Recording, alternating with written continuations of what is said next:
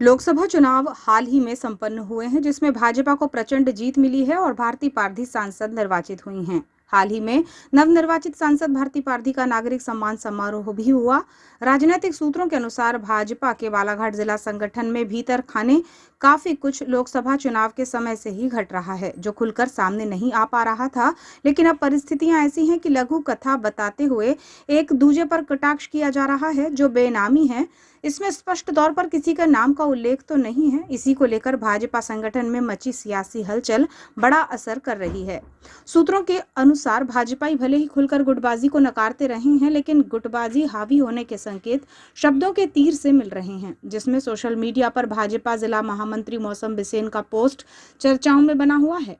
भाजपा जिला संगठन की राजनीति में गौरीशंकर बिसेन कद्दावर नेता माने जाते हैं, जिन्होंने विधानसभा चुनाव में लड़ने से इनकार किया था, लेकिन शीर्ष नेतृत्व के इशारे पर उन्हें ना चाहते हुए भी चुनाव लड़ना पड़ा। इस चुनाव में उन्हें पराजय का सामना करना पड़ा और लगभग 23 वर्ष बाद भाजपा ने बालाघाट का गढ़ गौरीशंकर बिसेन की हार के बाद गंवा दिया। इसके बाद गौरीशंकर बिसेन की राजनीतिक गतिविधियां भी सीमित हुई हैं। इधर विधानसभा चुनाव के लगभग 6 महीने बाद लोकसभा चुनाव आया, तो इसमें भाजपा ने बालाघाट संसदीय क्षेत्र से पूर्व सांसद रहे प्रहलाद पटेल को निर्वाचन प्रबंधन का दायित्व सौंप दिया।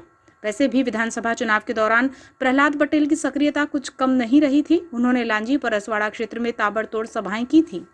लोकसभा चुनाव में भी उनकी इसी सक्रियता का क्रम जारी रहा और भाजपा प्रत्याशी भारती पारधी को टिकट मिलना भी प्रहलाद पटेल की मर्जी का ही बताया जाता है।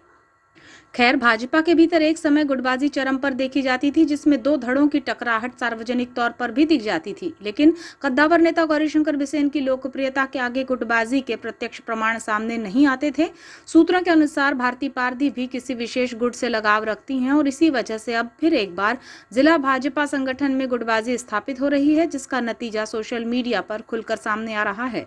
कद्दावर नेता गौरीशंकर बिसेन की बेटी और भाजपा जिला महामंत्री मौसम बिसेन का सोशल मीडिया पोस्ट काफी कुछ हद तक किसी न किसी नाराजगी की ओर इशारा कर रहा है, जिसमें वे बैलगाड़ी और श्वान की लघु कथा का उल्लेख करते हुए अपनी बात कहती हैं। इस पोस्ट में उन्होंने कहा है कि लोकसभा चुनाव 2024 में कुछ लोगों को ऐसा लगता है कि वही इस संघर्ष के कर्णधार हैं, जबकि जनता ने मोदी जी को अपना आशीर्वाद दिया है और ये जीत पूरी तरह मोदी और भाजपा की जीत है। हमारे सम्माननीय को नीचा दिखाने का प्रयास ना किया जाए। ये और दूसरे की बोई गई फसल पर अपनी नेतागिरी चमकाने वाले क्या जाने कि संघर्ष क्या होता है। ये पोस्ट सोशल मीडिया पर वायरल है, जिसमें भाजपा के भीतर खाने चल रही टसल और गुटबाजी को हवा मिल रही है। हालांकि स्पष्ट तौर पर किसी का नाम तो नहीं लिया जा रहा है, लेकिन राजनीति की यही खासियत भी है कि अपनी बात भी कह दी जाए और सामने वाला समझ भी ना पाए। आम बोलचाल में कहावत भी यही है कि समझदार को इशारा काफी होता है। आगे देखना होगा कि भाजपा जिला संगठन के भीतर उपजा ये द्वंद्व किस हद तक पहुंचता है।